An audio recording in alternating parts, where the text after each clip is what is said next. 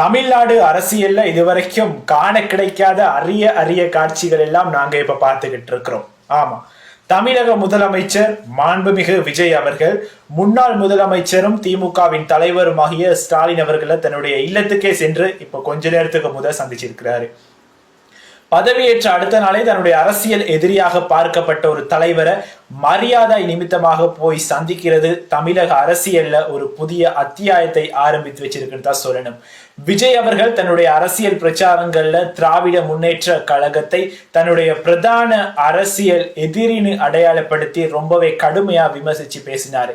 ஆனா முதலமைச்சராக பொறுப்பேற்று அடுத்த நாளே அந்த பழைய கசப்புக்களை எல்லாம் மறந்து மரியாதை நிமித்தமாக முன்னாள் முதல்வரை சந்திச்சது ஒரு ஆரோக்கியமான அரசியல் சூழலுக்கு வழிவகுத்திருக்கு.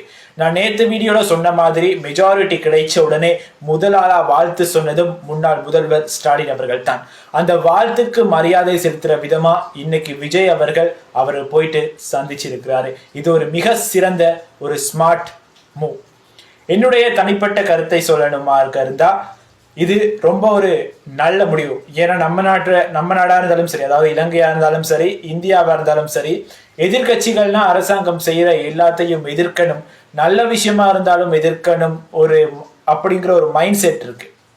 ஆனா அந்த மைண்ட் செட் இனிமேல் தமிழ்நாட்டுல இருக்கிறதுக்கான வாய்ப்பு குறைவு அப்படின்னு இந்த சந்திப்பு எங்களுக்கு உணர்த்துது.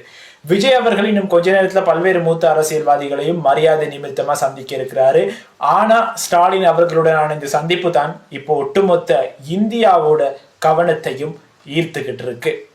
இன்னொரு முக்கியமான விஷயம் என்ன அப்படின்னா, இந்த சந்திப்புல விஜய் அவர்கள் ஸ்டாலின் அவர்களுடைய வீட்டுக்கு உள்நுழைஞ்ச உடனே தற்போதைய எதிர்கட்சி தலைவரும் முன்னாள் துணை முதலமைச்சருமாகிய உதயநிதி ஸ்டாலின் அவர்கள் ஓடி வந்து விஜய் அவர்களை கட்டி அணைத்து வரவேற்று தன்னுடைய வீட்டுக்குள்ள கூட்டிட்டு போனாரு.